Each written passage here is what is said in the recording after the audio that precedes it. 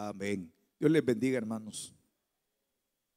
Estas tardes, los que hemos venido muchos domingos, nos hemos dado cuenta que tenemos un tema que lo estamos desarrollando desde diferentes aristas, y es el tema de la oración. Lo que una oración puede hacer. El domingo pasado, ¿se acuerdan que nuestro hermano Atilio nos habló acerca de la oración de Moisés? Y es impresionante, hermanos.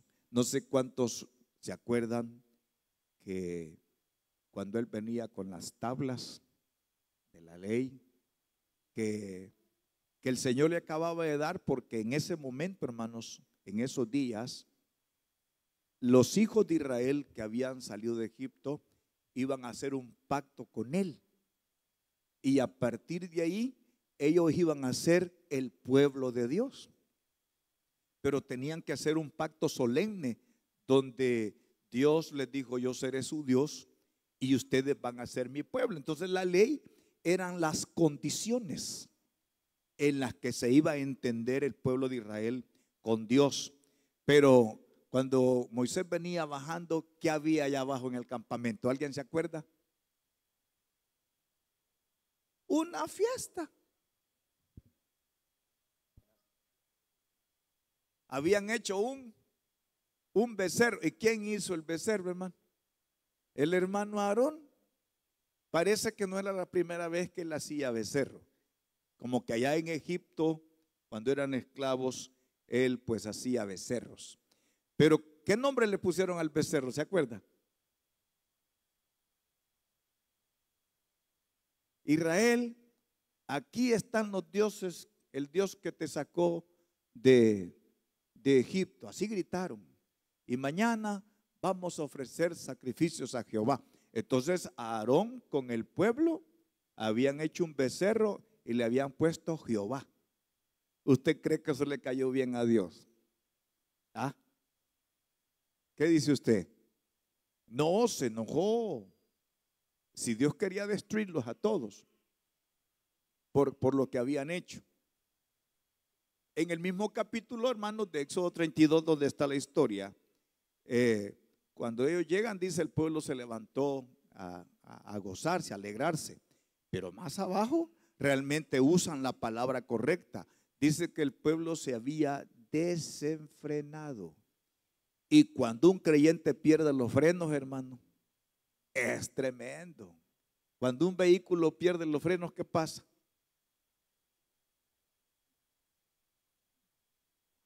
Va a chocar, pues. Entonces Israel había perdido los frenos, se desenfrenó. Entonces, hermano, Dios, cuando va a destruirlo, Moisés hace una oración tremenda. No, Señor, le dice, ¿qué vas a hacer?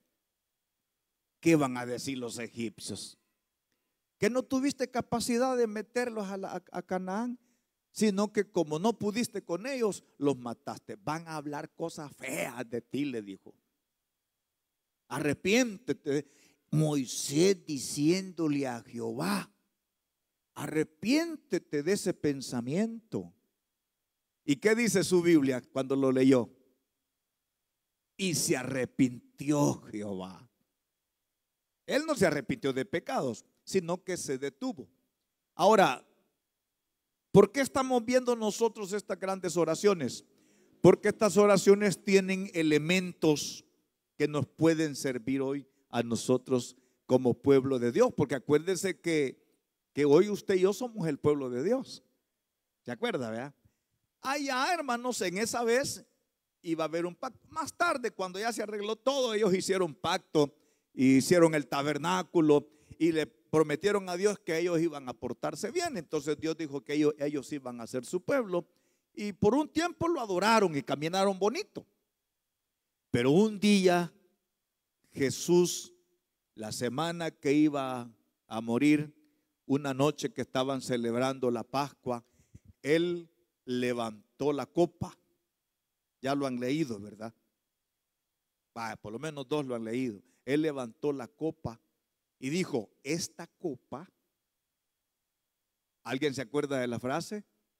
Es el nuevo pacto en mi sangre. Entonces ellos eran del pacto del Sinaí, ellos, pero nosotros somos el nuevo pacto. Allá para perdón, para el cubrimiento de pecados tenían que matar machos cabrillos, corderos y tantas cosas. Hoy no, en el nuevo pacto es la sangre de Jesucristo la que nos limpia de todo pecado. Amén. Entonces, hermanos, nos dimos cuenta que una oración intercesora, pero con una vida recta y agradable a Dios, Dios la oye y responde. Hoy vamos a ver otra oración. Quiero que vayamos al primer libro de Samuel. Yo creo que ya la han leído muchas veces. Primer libro de Samuel, capítulo 7. Y hoy vamos a ver una oración que produce un avivamiento. Nosotros estamos orando, bueno, no sé si todos, ¿para qué le voy a decir?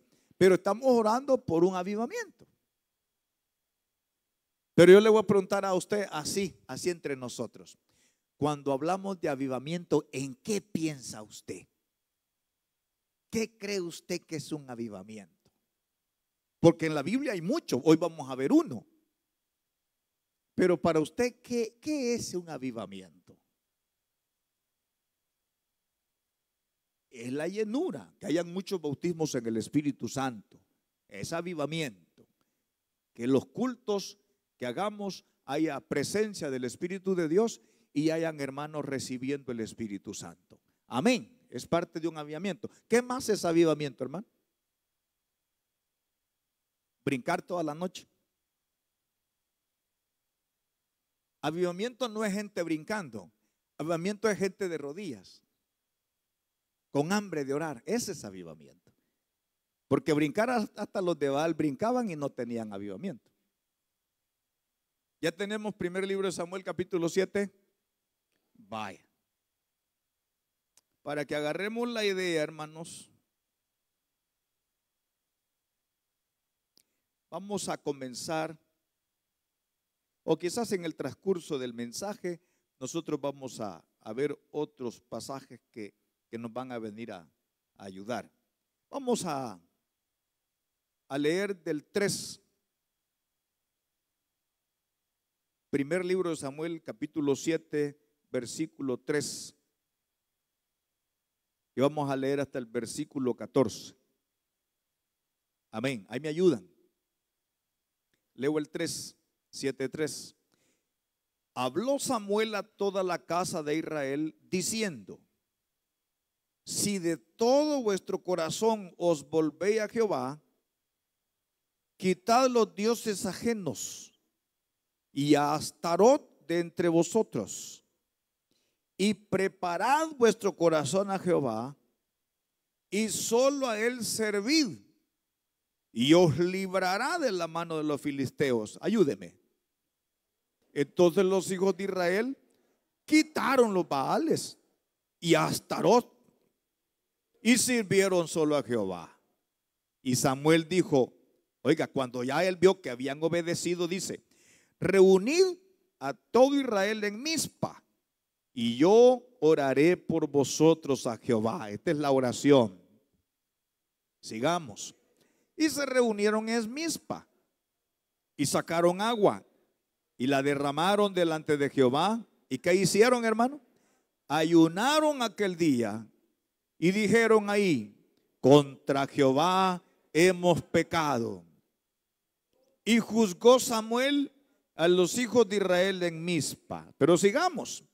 Cuando oyeron los filisteos que los hijos de Israel estaban reunidos en Mizpa, subieron los príncipes de los filisteos contra Israel.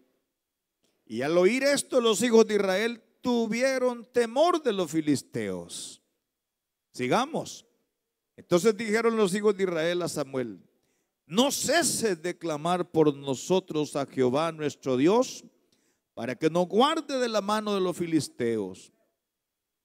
Y Samuel tomó un cordero de leche, aquí viene el sacrificio, y lo sacrificó entero en holocausto a Jehová. Y clamó Samuel a Jehová por Israel. ¿Qué pasó? Y Jehová le oyó. Sigamos pues. Y aconteció que mientras Samuel sacrificaba el holocausto, los filisteos llegaron para pelear con los hijos de Israel.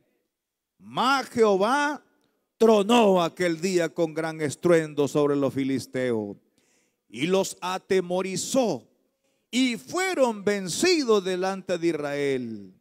Y saliendo los hijos de Israel de Mizpa, siguieron a los filisteos, hiriéndolos hasta abajo de Bet-car. Quizás carros vendían ahí, vea. Luego tomó Samuel una piedra y la puso entre Mizpa y Sen, y le puso por nombre Ebenezer, diciendo: hasta aquí nos ayudó Jehová. Así fueron sometidos los filisteos y no volvieron más a entrar en el territorio de Israel.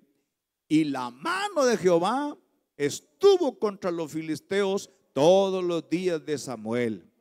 Sigamos, hermano.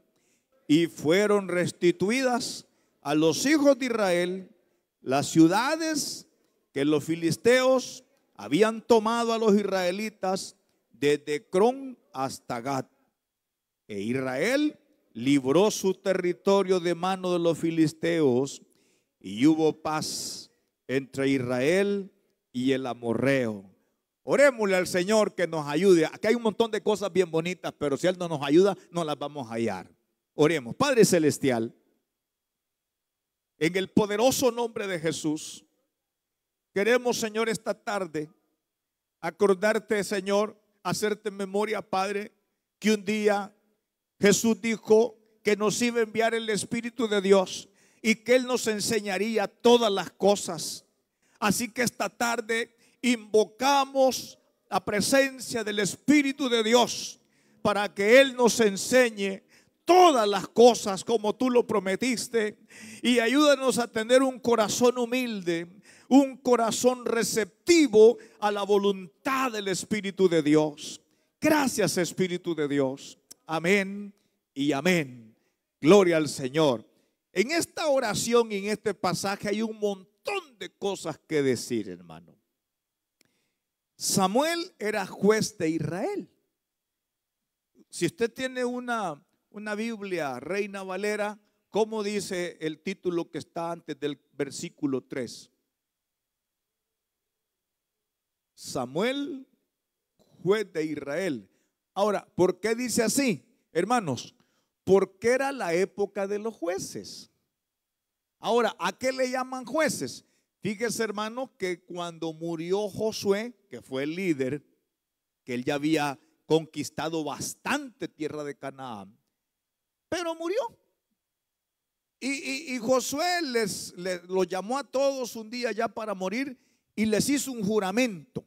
Les dijo: yo ya me voy a morir, les dijo. Y creo que ustedes van a dejar a Jehová. Así que ustedes tienen que tomar una decisión, les dijo. Y comenzó él a decirles: ustedes tienen que decidir hoy que yo ya no voy a estar, si van a servir a los dioses del desierto o van a servir a los dioses que adoraron sus padres en Egipto, o van a adorar a los dioses de los pueblos en cuya tierra está. Ustedes tienen que decidir. En lo personal, les dijo Josué, yo y mi familia vamos a seguir sirviendo a Jehová. Hoy le pregunto a usted, ¿y la decisión que usted ha tomado cuál es? No dice alabar a Jehová, no dice cantarle, no dice orarle, no dice ir al culto, dice servirle. Porque una cosa es que usted esté sentado toda la tarde aquí y otra cosa es que vaya al parque a dar un tratado. Ya se puso fea la cosa, ¿verdad? Pues sí, aquí podemos pasar sentados, si nos dan café y pastelito mejor. Pero ya, hermanos, echarnos ese rollo de agarrar un tratadito y de ir al parque, la mayoría no lo hace. No lo hace. Porque nosotros no hemos entendido que a Jehová hay que servirle. ¿Verdad que sí? En esa época, mi hermano cabalito, mire, como digo Josué, a los dillitas se perdieron los hijos de Israel. De tal manera que ellos comenzaron a adoptar a los dioses de los pueblos que estaban cercanos a Baal, a Astarot.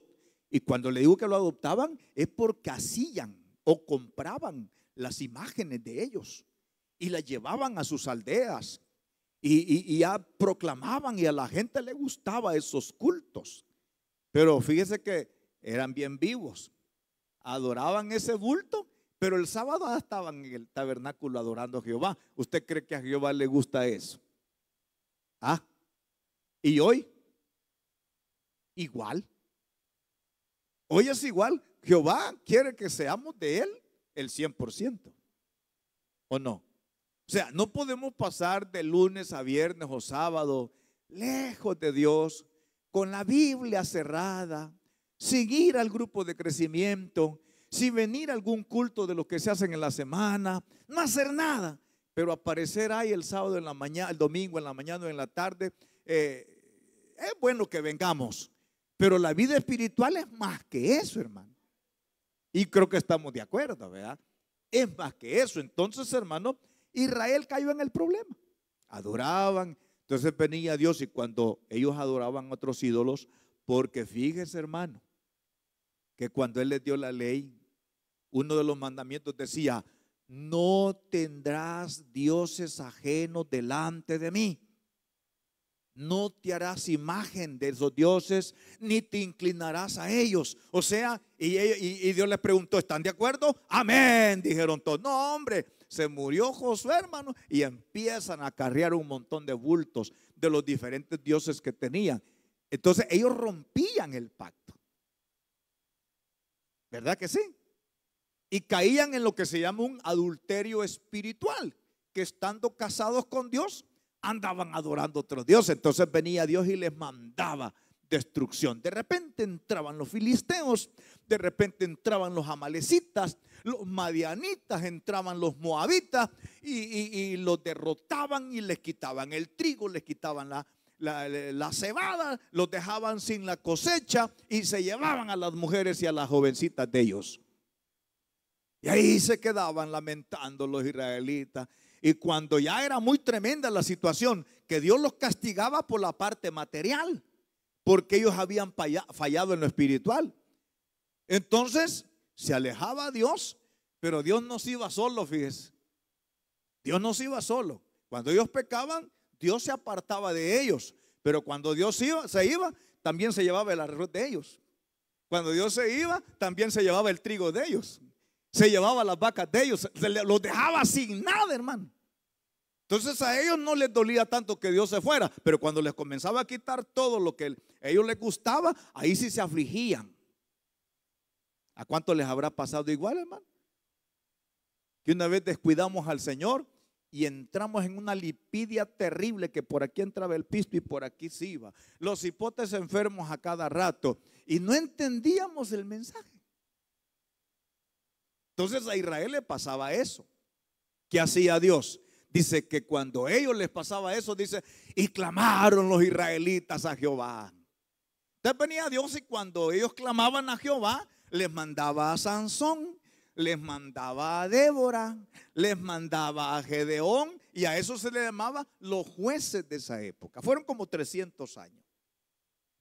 El último de los jueces fue Samuel. Ya conocen la historia cómo llegó, vea. ¿Quién era el sacerdote, el líder espiritual de esa época? Elí. ¿Y sus hijos quiénes eran? Ofni y Finees. ¿Y cuál era el gran testimonio que estos tenían? Si usted lee los primeros capítulos, dice que Ofni y Finees, los hijos dice, eran hombres perversos, dice. Los líderes religiosos, los que dirigían la espiritualidad del pueblo, porque para lo legal estaban los jueces, estaban organizados, habían jefes de familias, habían patriarcas, pero la espiritualidad estaba en el sacerdote, en los sacerdotes, pero andaban mal, hermano. Dice que estos muchachos, cuando llegaba la gente, mire, don Ofni, mire, don Finefi, que nosotros estamos agradecidos con Dios y traemos una ofrendita aquí. Ah, vaya. ¿Y van a ofrecer sacrificios? Sí. Pero tienen que darle al sacerdote la mejor carne. Ah, mire, hagamos primero el sacrificio y después agarren la que quieran, decían. No, así como está. Y como no le hacían caso, se robaban la carne del. O sea, imagínense cómo habían torcido y menospreciaban el sistema de ofrendas. Pero cometían otro error. Con algunas sacerdotisas que llegaban ahí, tenían relaciones sexuales. No eran las esposas de ellos. Entonces contaminaban. Y eso sucedía en el templo, en el tabernáculo de reunión. ¿Habrá pecado hoy dentro de las iglesias? Me lo asegura. Y no todos somos santos, pues. Santos enojados, pero santos, ¿verdad? Santos peleoneros, pero somos santos. ¿Qué dice usted? ¿Habrá pecado hoy dentro de las congregaciones? ¿Ah? Ay, hermano, no nos hagamos. Ay.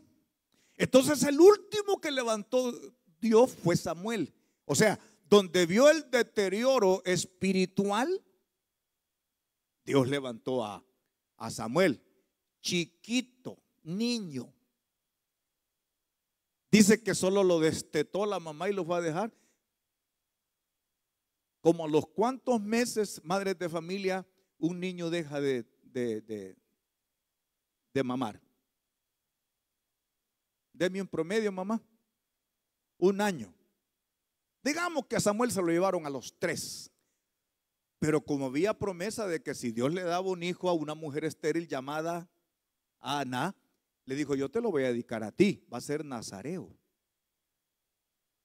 A los 3 meses, a los 3 años, digamos así, que el niño ya se lo llevó a Elí. Le dijo: yo oraba por este niño y yo le dije a Dios que si me lo daba, yo se lo iba a traer. Y se lo llevó. O sea que Ana cumplió con la palabra que había dado. Ella no podía tener hijos.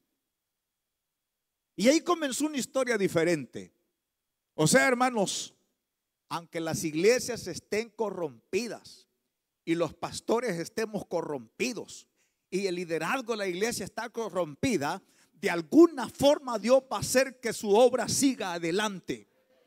Dios va a tratar fuertemente con los corrompidos que habemos en las iglesias, pero Dios va a seguir adelante. ¿Por qué? Porque cuando Elí y sus 2 hijos estaban todos arruinados, Dios ya estaba levantando el que iba a seguir alabando el nombre de Jehová. Hay que procurar no ser de los pervertidos nosotros. Hay que procurar no ser de los corrompidos. Seamos de los que respetan a Dios. Seamos de los que aman a Dios. Seamos de los que temen a Dios, porque hay premio grande para todos aquellos que temen a Jehová. Gracias por los días que dijeron amén. No sé por qué los demás se quedaron callados. No sé si la conciencia les está hablando, pero bien, gracias por los que dijeron amén. Entonces, así las cosas. Mire, hermano, hasta le robaron el arca. Eso está en el capítulo anterior, en el 6. Le robaron el arca. Era tanta la desgracia espiritual que hasta el símbolo de la presencia de Dios, ese cofre, ellos creyeron que aunque andaban mal, pero como ahí estaba la cajita esa, Jehová está con nosotros. ¿Qué hicieron? Estoy haciendo una historia que ya se la pueden ustedes. ¿Qué hicieron ellos cuando los filisteos llegaron? Dios permitía que los enemigos los atacaran porque ellos habían pecado contra él. Entonces Dios ya no los defendía, más bien les permitía a los enemigos que los atacaran, y Jehová ya no peleaba por ellos ni los defendía, porque ellos habían perdido el temor de Dios. Pero eso fue allá, ¿verdad? Aquí ya no. Yo creo que todavía se dan esas situaciones. El ángel dice, la palabra del Salmo dice que el ángel de Jehová acampa alrededor de los que le temen únicamente. El temor de Dios es respeto. El temor de Dios es dedicación. El temor de Dios es amor a Dios. El temor de Dios hacia Dios, hermano, es apartarse del mal para no dañar al Señor, el nombre de Él. Ese es temor. El temor de Dios es reverencia al Señor. Entonces Dios levantó, pero lo que pasó fue que cuando Samuel estaba cipote, pues se dio la situación de que en una guerra les robaron el arca. ¿Cómo puede estar la situación de una congregación cuando el enemigo le roba la presencia de Dios? No es que el enemigo le robe a Dios, él no puede, es imposible, porque Dios es Dios. Y el enemigo es un ser creado, es un espíritu creado. Él no puede hacer eso. Pero el enemigo le seduce las almas de los que son miembros de las iglesias para que se vayan apagando poco a poco. Que se vayan apagando poco a poco, poco a poco. Cada vez que estamos adorando al Señor y un creyente se queda callado, le está negando la alabanza a su Señor. Pero cuando alguien se queda callado, hay razones. Hay razones por las que una persona que está dentro de una iglesia, hasta con privilegios, no alaba, no adora, no le sale ese gloria a Dios espontáneo, porque hay algo que lo frena y no es el Espíritu de Dios, porque Dios habita en la alabanza de su pueblo. Pero como usted puede ver en las congregaciones, alguien dice amén con todo su corazón, pero hay un buen porcentaje, hermanos, pero que ni con una cuestión le abrimos la boca y diga amén, porque adentro hay cadenas, hay candados, han recibido órdenes que no alaben a Dios. ¿Y de dónde cree que vienen esas órdenes? Si somos hijos de Dios y Dios se mueve en la alabanza de su pueblo, pero hay miembros de las iglesias, porque no solo pasa en Damasco, sino en muchas iglesias, que la gente no alaba, no adora, como que estuvieran muertos en vida. Es porque han recibido órdenes de no alabar a Dios. Y el único que no le gusta que alaben a Dios es al cachudo, que el Señor le reprende esta tarde. El enemigo trata de detener que la gente alabe al Señor, pero cuando un creyente tiene vida de oración, cuando un creyente se deleita en la palabra, cuando un creyente es obediente a la palabra del Señor, anhela estar en un culto para adorar su nombre. ¿Cómo habrá estado la vida de David cuando dijo: una cosa he demandado a Jehová y esa buscaré? ¿Cuál era? Que esté yo en la casa de Jehová todos los días de mi vida, para contemplar la hermosura de Jehová e inquirir en su santo templo. Solamente los que están vivos espiritualmente pueden anhelar estar en la casa de Jehová. Solo los que de veras han sido transformados por el poder de Dios pueden anhelar la presencia de Dios y nunca se cansan de adorarle, porque cuando su cuerpo se agota, el Señor le da nuevas fuerzas. Israel había caído, habían perdido el arca. Y Dios le pegó una gran malmatada a los filisteos con el arca. Y los 5 comandantes filisteos se afligieron y regresaron el arca. El arca llegó a una ciudad que se llama Bet-Semes. La cajita solita regresó con unas vacas. No era ni bueno que regresaron. Entonces, como puede ver, hermano, las condiciones espirituales estaban arruinadas. Solita llegó el arca. Como nadie le iba a traer, ella solita llegó, las vacas la llevaron. ¿Y cómo estaba la condición? Que los de Bet-Semes, cuando llegó el arca ahí, la pusieron en una gran piedra. Y empiezan: ¿qué tendrá mucha? ¿Qué tendrá mucha? ¿Qué tendrá? Y empiezan y le gana la curiosidad, porque no había reverencia, no había temor de Dios. Le ganó la curiosidad y ya abren el arca, hermano. Y ahí estaban las tablas de la ley. 50,070 murieron ese día. Con Dios no se juega. Se atrevieron a abrir el arca y vieron que había 50,000 de Bet-Semes murieron. Y se pegaron una gran afligida y pegaron una gran llorada. y el corazón se les partió. Dijo, ¿cómo es posible? Dijo, ¿a dónde está eso? Arribita del 7, donde ustedes están. Entonces Dios hizo morir, 6:19, a los hombres de Bet-Semes, porque habían mirado dentro del arca de Jehová. Hizo morir del pueblo 50,070 hombres, y lloró el pueblo, porque Jehová lo había herido con tan grande mortandad. Y dijeron los de Bet-Semes, ¿quién podrá estar delante de Jehová, el Dios santo? ¿A quién subirá desde nosotros? Y enviaron mensajeros a los habitantes de Kiriat Jearim, diciendo, los filisteos han devuelto el arca de Jehová. Descended pues y llevadla vosotros. No tuvieron valor de tocarla.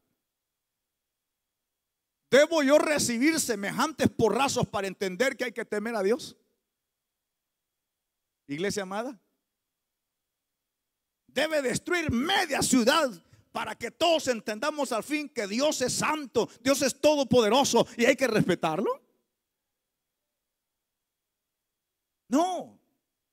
En Joel 2, cuando él está diciendo, convertíos a mí con ayuno, él dice algo, una frase que una viernes la estábamos viendo y nos detuvimos en esa frase. Y dice él, convertíos a mí con ayuno, con lloro y lamento. Pero después dice, santificar la reunión. Nosotros no santificamos nuestros cultos.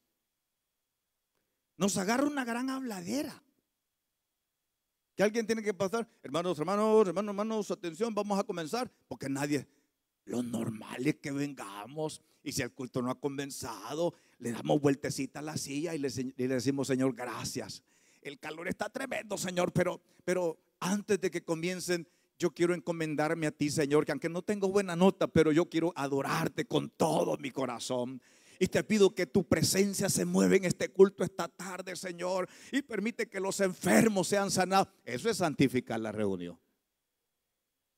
Bueno, ya que no comienzan, voy a ver cómo quedó el fast.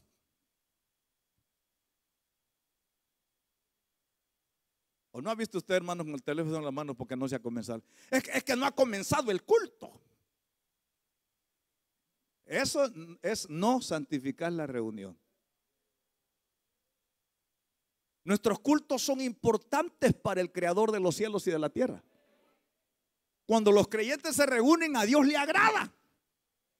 Mire, es tan importante que él dijo, donde estén 2 o 3 viendo los celulares congregados en mi nombre, ahí estoy yo en medio de ellos. Mirad cuán bueno y cuán delicioso es habitar los hermanos juntos y en armonías. Es como el buen óleo, o sea, el aceite que es echado sobre Aarón y baja sobre su barba hasta el borde de sus vestiduras, como el rocío de Hermón que desciende sobre los montes de Sión, porque ahí envía Jehová bendición y vida eterna. A Dios le agrada que santifiquemos la reunión. Pero esto no andaba bajo. Entonces llegaron los de Kiriat Jearim y dejaron el arca donde Aminadab, un levita. 20 años pasó. Toda esa información está ahí, la puede leer después. Entonces, hermano, había un problema ahí, fíjese. Entonces ya Samuel estaba grande. Y viene Samuel y les dice, hermanos, arreglemos esta mortandad, arreglemos esta situación tan muerta que hay en Damasco. Arreglemos, hermano, lo que está sucediendo aquí con Israel, que solo somos guerras perdidas, enfermedades, cosechas que no se dan. Pero hay que hacer algo, dijo Samuel, porque Dios está enojado con nosotros. Dios no está entre nosotros. Hay que hacer algo. Le pregunto, ¿había necesidad de Dios allá en Israel? Y no era el pueblo de él, pues. ¿Habrá necesidad de presencia de Dios entre nosotros? Y no somos el pueblo de él, pues. Entonces, hermano, había una situación tremenda, ¿verdad? Nosotros necesitamos, hermanos, un despertar espiritual. Necesitamos volver a que el Espíritu de Dios maneje nuestra vida. Sí, Necesitamos que el Espíritu de Dios ocupe el primer lugar en el corazón de todos. La presencia del Espíritu Santo, mi hermano, no solo es danzar, no solo es hablar en lengua. Digo no solo eso porque no quiero decir que no es eso, ¿cómo no? La evidencia que alguien fue lleno del Espíritu Santo es que hable en otras lenguas según el Espíritu le da. Pero después de eso, la presencia del Espíritu de Dios tiene que mostrarse en un buen testimonio. La presencia del Espíritu de Dios, de un avivamiento, tiene que mostrarse en una necesidad de orar. La presencia del Espíritu de Dios tiene que mostrarse en sentir dolor por aquellos familiares que todavía no son cristianos y que algún día usted agarra valor y dicen que me rechacen estos, pero yo los voy a invitar a la iglesia a ver si quieren ir. O sea, solo la presencia del Espíritu de Dios mantiene vivo el amor hacia Dios. El primer amor se mantiene calientito y vivo. Eso es una vida espiritual. Le pregunto, ¿necesitamos un despertar? Sí, necesitamos un despertar espiritual. O sea, donde el Espíritu de Dios hace las cosas y nosotros solamente somos sus mensajeros, ¿verdad? Entonces, esa es la cuestión que estaba. Ahora, ¿en qué condiciones estaba Israel? ¿Por qué necesitaban ellos que algo pasara? Lo dice el capítulo 7 que leímos. En el versículo 2, tiene el 7:2. Y desde el día que llegó el arca a Kiriat Jearim, o sea, a la casa de Abinadab, pasaron muchos días, pasaron exactamente 20 años. Y oiga, y toda la casa de Israel lamentaba en pos de Jehová. ¿Qué significa eso? Añoraban los días en que el mar se abrió. Añoraban los días en que los abuelos le dijeron que el pan caía del cielo.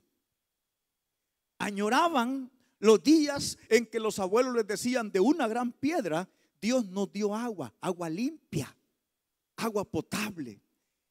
¿Cuántos de los que están aquí añoran que Dios haga cosas grandes entre nosotros? Hay un buen número. Yo no sé por qué los demás no sé para dónde irán, ¿vea? Entonces, hermano, era una situación tremenda. Por lo que hemos visto, hermanos, era una anarquía la época de los jueces. Cada quien hacía lo que mejor le parecía, ¿vea? Cada grupo se disparaba por su lado y hacía lo que quería. No se respetaban a los líderes, ni a los espirituales que eran los sacerdotes, ni se respetaban a los jueces, ni nada. Cada quien hacía. Cualquier parecido con hoy es pura coincidencia. Que cada quien hace lo que hace. Hermanos, el próximo domingo los esperamos a todos. Nadie viene. Por ahí me he dado cuenta yo que hay bastantes líderes que jamás ponen un pie el domingo en la mañana o en la tarde para ser alimentados con la palabra del Señor. Allá están en el grupo de crecimiento. Allá están los miércoles, pero ya no vienen. ¿Hay que irlos a traer con la PNC? No. Si el Espíritu de Dios no los trae, ¿quién los va a traer? ¿No cree usted? Entonces había una decadencia espiritual terrible. Había una escasez de palabra de Dios, de profecía. El mismo libro lo dice. Si usted lee primero de Samuel desde el 1, se va a dar cuenta que no había profecía. No, escaseaba, esa es la palabra que usa Samuel. Escaseaba la palabra del Señor. Y cuando escasea la palabra del Señor, hay discursos teológicos. Hay mensajes bien trazados. Hay historias bonitas. Hay biografía de los grandes hombres, pero palabra de Dios no hay. No hay, hermano. Entonces ese era el problema que estaba pasando. Escaseaba la palabra del Señor. Entonces esas eran las condiciones. El arca no estaba donde debía estar. ¿Qué hacía el arca en la casa de Abinadab, cerca de la frontera? ¿Era el lugar del arca? No. La misma anarquía y el mismo desorden espiritual el que estaba Israel en esa época hacía que hasta el arca de Dios estuviera, y a nadie le interesaba. A nadie le interesaba que el arca de Dios no estaba donde tenía que estar. ¿No será que a veces nos pasa a nosotros así? Que no tenemos ni idea dónde está la presencia del Señor, pero no nos interesa. Con solo venir, ir, venir y que Dios me dé el pistillo para el hogar y que Dios me mantenga, es suficiente. Pero de ahí para allá, pues Dios sabe qué va a hacer con nosotros. Pero nosotros podemos arreglar eso. ¿No cree? Sí, entonces la anarquía era bien, bien tremendo. Entonces dice que Israel lamentaba en pos de Jehová. Pero fíjese que en el fondo eso es bueno. Es bueno cuando la gente comienza a decir, Señor, ¿y por qué no vemos almas convertidas en nuestra congregación? En la iglesia, en los grupos de crecimiento. Señor, ¿y por qué no se ven esas sanidades? Y qué bueno fuera que unos 2 o 3 estuviéramos orando en esa dirección. Señor, nos gustaría ver la gloria de Dios otra vez en nuestra congregación. Nos gustaría ver, Señor, cómo familias enteras vienen convirtiéndose al evangelio. Esas son las oraciones que a Dios le agrada. Entonces los mayores, hermanos, dice que lamentaban en pos de Jehová. No hay cosa más bonita para Dios que entre medio de la iglesia haya alguien que empiece a pensar en Él. Porque casi todos pensamos en nosotros, ¿verdad? Señor, voy a ir al culto, pero me sanás. Señor, mira, te voy a dar ofrenda, pero permití que me dé chance ahí el diputado de trabajar. Señor, mira, yo te voy a dar 7 ayunos, pero que llegue Chepe a Estados Unidos. Si usted ve, todas las oraciones giran alrededor de nosotros. Qué bueno fuera que alguien diga, Señor, yo no vengo a pedirte nada. No tengo ni para el mototaxi, Señor. Me voy a ir a pie, me va a caer bien. Pero yo quiero orar. Yo quiero ver tu presencia en Damasco nuevamente, Señor. Quiero ver que los creyentes se gocen, que haya hambre de palabra, que no solo lleguemos a sentarnos, Señor, y que algunos vienen, pero la selección va a jugar a las 5 y comienzan a desesperarse porque el culto no comienza. Mire, si la selección va a jugar a las 5 y a usted le gusta, ¿y qué viene a hacer? Pues quédese, compre palomitas de maíz, cómprese 1 litro y espere los goles de la selección. Pero no haga la pantomima de venir aquí cuando su corazón está allá en el canal. Tenemos que decir las cosas como son, hermano. No podemos estar aquí solo por un decir. Pero realmente lo que nos interesa es lo que va a suceder el lunes en la empresa. Lo que va a pasar en el trabajo. Lo que nos interesa es que si nos va a salir el negocio que estamos haciendo. Eso es lo que anda dando vueltas en nuestra cabeza. Dios no. Dios no. Entonces cuando las cosas son así, hermanos, las iglesias están muertas. Las familias están muertas. Y las personas estamos muertas. Es el caso que le pasaba a Israel. Pero allá en el fondo habían unos que lamentaban en pos de Jehová. Y eso es bueno. Entonces cuando Samuel vio eso, mire lo que hace Samuel. Cuando Samuel vio esa necesidad, esa insatisfacción, ¿verdad? Entonces, ¿qué le dice Samuel? Veamos las condiciones que le pone Samuel y veamos si pegan con nosotros. ¿Qué le dice Samuel en el 3? Habló Samuel a toda la casa de Israel, o sea, a toda la nación, diciendo, ¿cuál fue la primera condición, hermano? Si de todo vuestro corazón os volvéis a Jehová. ¿Qué significa eso? ¿Qué significa eso? Si de todo corazón os volvéis a Jehová. Es que los corazones de ellos eran de Baal, eran de Astarot, eran de una producción de trigo o una producción de aceituna, de higos, que fuera grande, y rogaban que no llegaran los filisteos a robársela. O sea, todo giraba alrededor de una vida religiosa, una vida material y financiera. Viene Dios y le dice a Samuel, te voy a poner en tu boca las palabras que yo necesito que hagan para que yo vuelva, porque Dios no estaba. Si quieren que yo vuelva. Entonces, ¿cuál fue la primera condición, hermano? si de todo corazón, si de todo vuestro corazón os volvéis a Jehová. Eso es reconcilio. Eso es tirarse de rodillas. Eso es olvidarse un ratito de que mañana no tiene trabajo y que eso lo carga preocupado. Eso es olvidarse un ratito de que por aquí le duele y no sabe si es la vesícula, ¿verdad? Una hermana dijo: a mí la vesícula me duele desde hace días, dijo, ¿verdad? Y le salió bien porque dijo la vesícula biliar, dijo ella. Olvídese un ratito de ese dolor, o que la columna ya no le responde. Olvídese un ratito. Y la primera oración debería ser reconciliarnos con Dios. ¿Por qué? Y no ese es el primer requisito que le está pidiendo Samuel. ¿Cuál fue el otro? ¿Cuál fue el otro, hermano? Quitad los dioses ajenos y a Astarot de entre vosotros. Hoy no hay Baal, hoy no hay Astarot. Entre nosotros ni siquiera dulce nombre. No hay. No hay Cristo Negro, no hay San Antonio del Monte. No, entre nosotros hay otros dioses.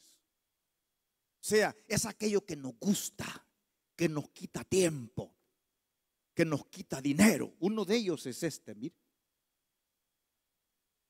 Este es uno de los dioses que a veces nos impide orar. Porque comenzamos a ver TikTok, las noticias, comenzamos a ver los estados de WhatsApp, y cuando venimos a sentir son las 10 de la noche y tenemos gran sueño. Entonces ese Dios nos quitó el tiempo para orar, porque cuando ya queremos orar tenemos un gran sueño y nosotros bien sinceros: Señor, a ti no se te pueden hacer oraciones con sueño, así que mejor mañana voy a orar. Le quitó la oración. Le quitó la oración. ¿O no? Podríamos hacer una lista, hermano. El dinero es otro Dios. ¿Cómo anda usted cuando carga 300 pesos en la bolsa? 200 va. Carga 200. ¿Cómo anda usted? Y no lo debe. Se los puede chupar todo. No los debe. Son toditos suyos. Usted puede hacer lo que quiera con ellos. Esos 200 son libres. ¿Cómo anda usted? Ay, gracias a Dios. Dios me ha bendecido. Hasta testificamos. Pero ¿cómo se siente cuando pasó la semana y no vio ni $1? ¿Cómo se siente usted? Y va la otra semana y no ve claro usted de dónde le va a venir $1. Ya no anda igual. Anda preocupado. Porque nosotros hemos elevado el papel moneda a un Dios. ¿O no? Le pregunto: ¿podrá Dios un día que yo no tengo ni 5 poner pan en mi mesa? A la neta, de veras, ¿cree firmemente usted que el día que usted se quedó sin pisto y los hipotes le están pidiendo huevos, le están pidiendo queso, le están pidiendo Coca-Cola y usted no tiene nada y el corazón se le quebranta? ¿Cree usted que el Dios de usted es capaz de, si usted le ora, poner pan en su mesa? Entonces, si nosotros creemos que Dios es nuestro proveedor, ¿por qué hemos elevado a la categoría de Jehová de los cielos al dólar? Usted tiene que ser un creyente feliz con dólar o sin dólar. Usted tiene que ser creyente con teléfono o sin teléfono. Le hago otra pregunta así bien sincera, dijo un hermano. ¿Qué siente cuando el teléfono se le pierde?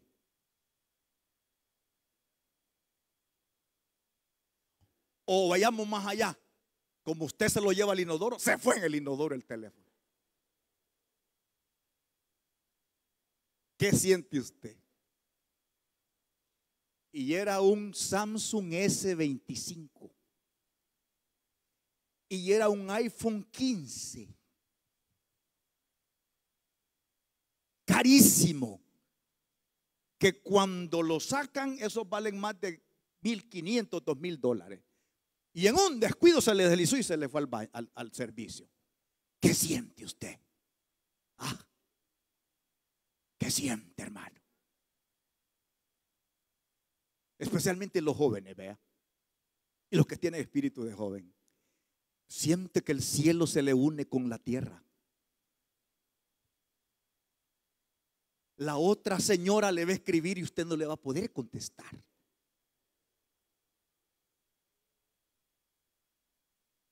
O el otro muchacho que le está ofreciendo que la va a llevar allá por el Zorro Feliz, le va a hablar y usted no va a tener el teléfono a la mano. ¿Qué siente?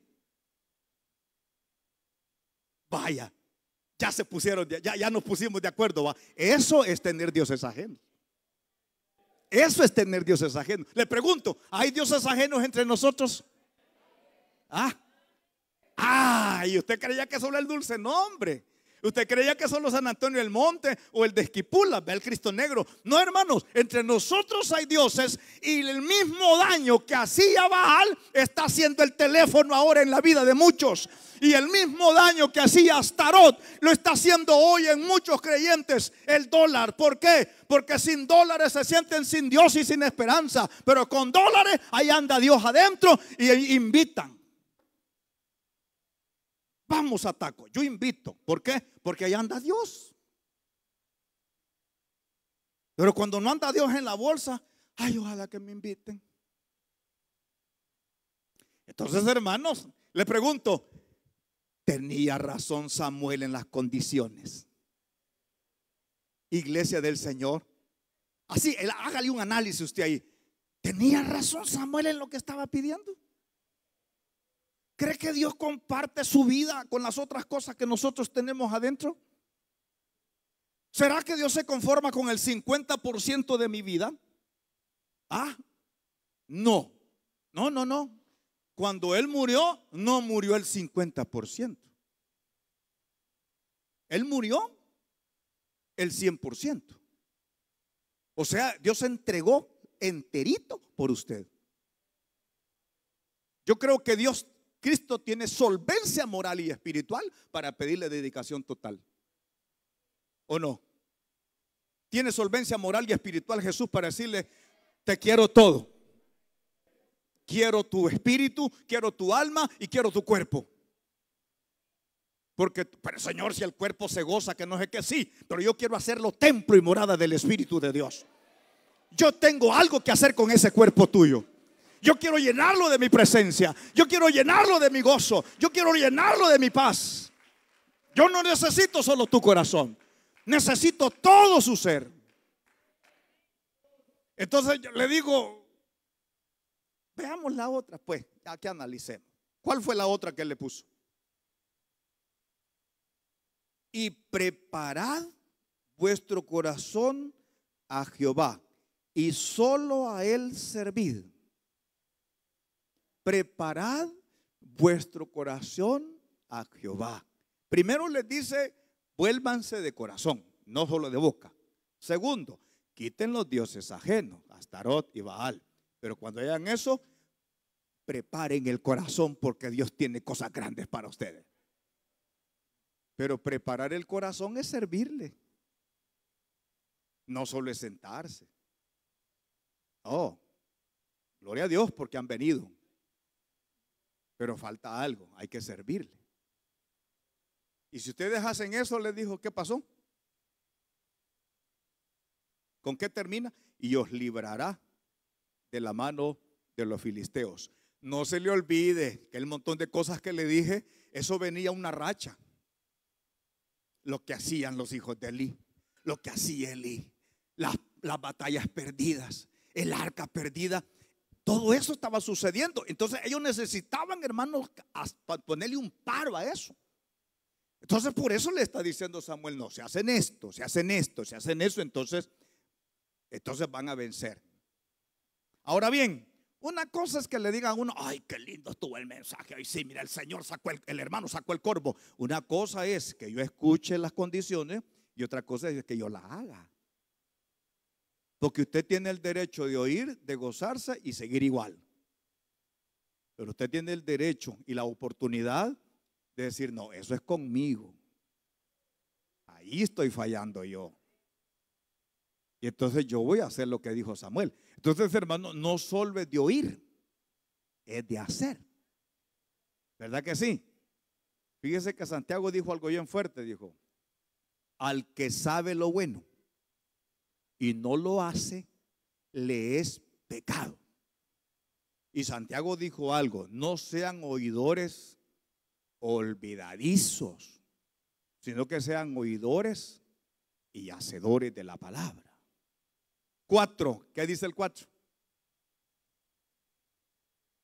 Entonces los hijos de Israel, oiga, quitaron a los Baales y a Astarot, dejaron de confiar en el dólar y dejaron de consumir tiempo en el celular. Quitaron a los Baales y a Astarot y sirvieron solo a Jehová. O sea, obedecieron. ¿Dónde está el éxito de la vida espiritual, personal, familiar, congregacional? Cuando nosotros oímos la palabra, el Espíritu Santo nos dice que eso va conmigo y yo digo: Señor, hasta aquí llego con eso. Dame fuerzas, Señor, porque esas mañas están bien arraigadas, pero dame fuerzas. Porque yo quiero. Dice que los israelitas quemaron los Baales, quemaron las columnas de Astarot y empezaron a servir a Jehová. ¿Qué pasó? Cuando pasó eso, mire qué bonito. Y Samuel dijo: reunid a todo Israel en Mizpa y yo oraré por vosotros a Jehová. Los invitó a un reconcilio general. ¿Por qué? Porque ellos ya estaban dando los pasos adecuados. Y dice: y se reunieron en Mizpa y sacaron agua y la derramaron delante de Jehová. Era un acto simbólico. Pero mire qué más hicieron. Ayunaron aquel día. Y otra cosa que hicieron: confesaron sus pecados, hermano. Mire qué bonito. Primero dice: se reunieron, sacaron agua y la derramaron delante de Jehová. Eran actos de consagración de esa época, ¿ya? Y ayunaron aquel día, no comieron nada, hermano. Y dijeron: contra Jehová hemos pecado. Y cuando fue eso, juzgó Samuel a los hijos de Israel en Mizpa. Comenzó él a orar por ellos, a decirles: ese es el principio. Pero pasó algo más. Oiga bien, en el culto estaban, cuando oyeron los filisteos que los hijos de Israel estaban reunidos en Mizpa, y subieron los príncipes de los filisteos contra Israel. Y al oír esto, los hijos de Israel, ¿qué pasó? Tuvieron temor de los filisteos. Entonces dijeron los hijos de Israel a Samuel: no ceses de clamar por nosotros a Jehová nuestro Dios, para que nos guarde de la mano de los filisteos. Hermanos, cuando el enemigo ve que usted tiene anhelo de tirar los dioses ajenos, cuando el enemigo ve que usted tiene anhelo de volver a su corazón y que está hablando un lenguaje diferente, él va a atacar. Pero cuando él no ve nada, no hace nada, porque ya los tiene en la bolsa. Pero cuando ve que el pueblo comienza a moverse, a buscar, a atender las reuniones de oración, a dedicar tiempo de oración, entonces el enemigo va a tratar de buscar alguna forma de detener ese movimiento. Pero cuando uno va en dirección a Jehová, ya nadie nos detiene. Cuando uno va en dirección de Dios, ya nadie nos detiene. Y cuando uno va con la dirección de Dios, no hay fuerza enemiga ni nada que pueda detener un pueblo que decide buscar el rostro de Dios. Es fuerte. Es fuerte. Fíjese qué tremendo. Entonces desecharon todo lo que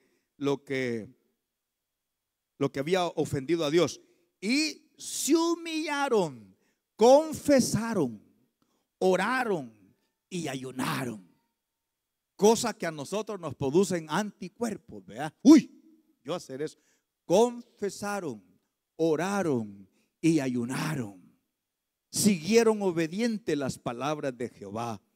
Y cuando eso pasó, que estaban en el culto, dice que los filisteos llegaron, ¿verdad? Pero ahora ellos dicen algo. Cuando ven que llega todo, ellos comienzan a depender de Jehová. Samuel, clamale a Jehová para que él pelee por nosotros. Y entonces Samuel hizo una oración gloriosa donde invocó el nombre de Jehová. El pasaje no dice que oró, pero fue de tal manera la oración que Dios oyó. Dios oyó, hermano. Dios oye la oración cuando su pueblo se humilla y se convierte a Él. Dios oye las oraciones. y trae respuestas, porque para Dios nada es imposible. Ya estamos terminando. Entonces, ¿qué pasó después de esa oración? Cuando oyeron los filisteos que los hijos de Israel estaban reunidos en Mizpa, subieron los príncipes de los filisteos contra Israel. Y a oír esto, los hijos de Israel tuvieron temor de los filisteos. Entonces le dijeron los hijos de Israel a Samuel: no ceses de clamar por nosotros a Jehová nuestro Dios, para que nos guarde de la mano de los filisteos. ¿Qué hizo Samuel? Tomó un cordero de leche y ofreció holocausto a Jehová. Y clamó Samuel a Jehová por Israel, y Jehová le oyó. Pero pasó algo más, hermano. Versículo 10. Aquí no hay donde perderse. Y aconteció que mientras Samuel sacrificaba el holocausto, los filisteos llegaron para pelear contra los hijos de Israel. Mas Jehová tronó aquel día con gran estruendo sobre los filisteos y los atemorizó. Pueden venir miles de filisteos en contra de su pueblo, pero es más grande el Dios que nos protege, hermano. Pero ya se fijó todos los pasos que hay que dar. Esa oración de Samuel trajo un gran avivamiento, porque los israelitas volvieron a Jehová. Son las oraciones que nos acercan a Dios. Son las oraciones donde Dios dice: si ustedes quitan esto, esto y esto, porque el que nos conoce bien es Dios, entonces oren, porque yo los voy a escuchar.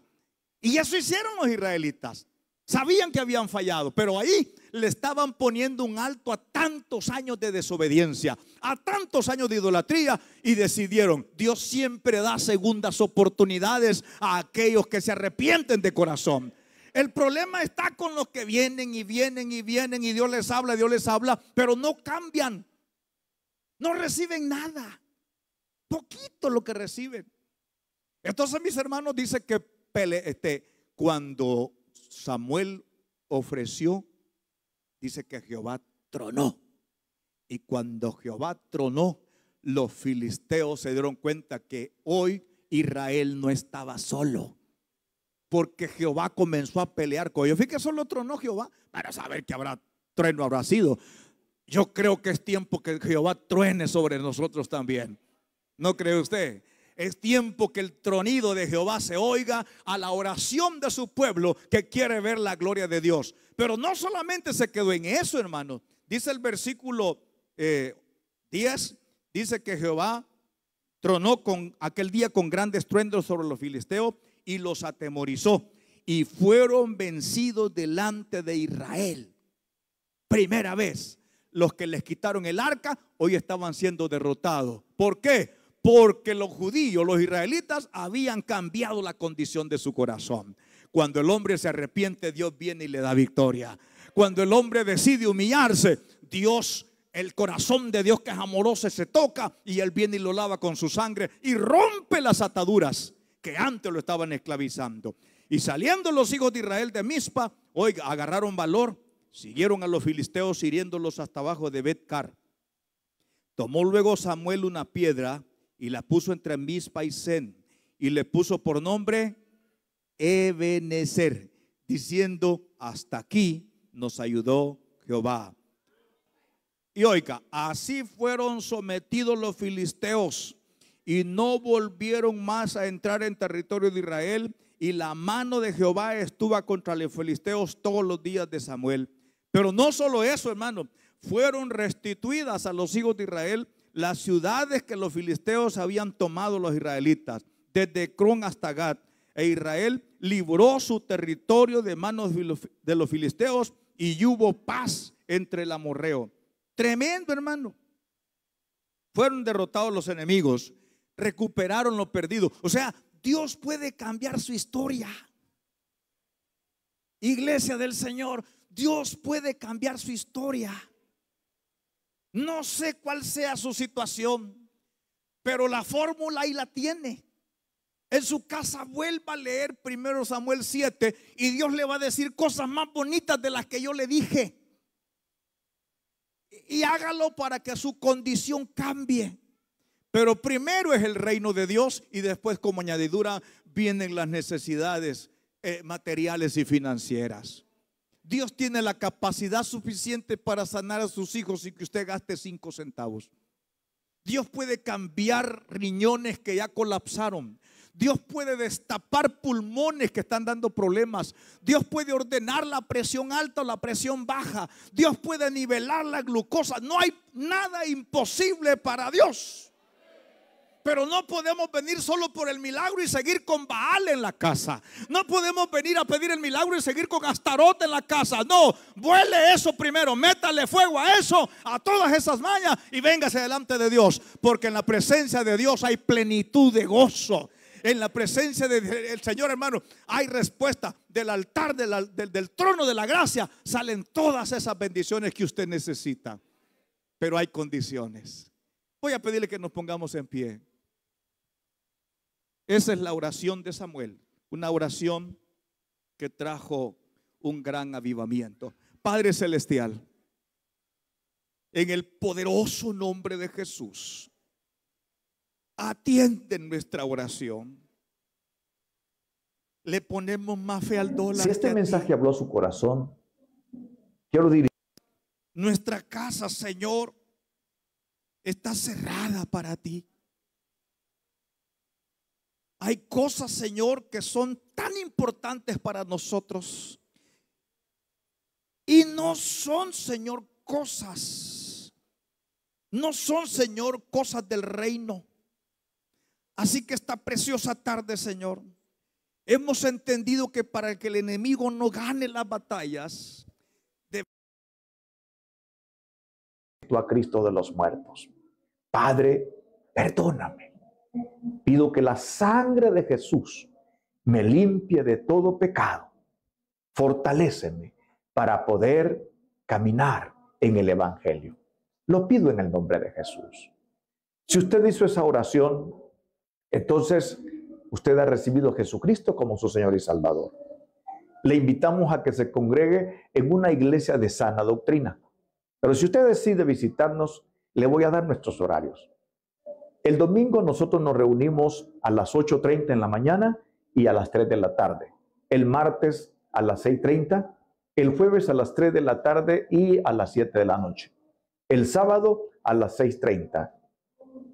Le decimos desde ya, bienvenidos. Que Dios le bendiga.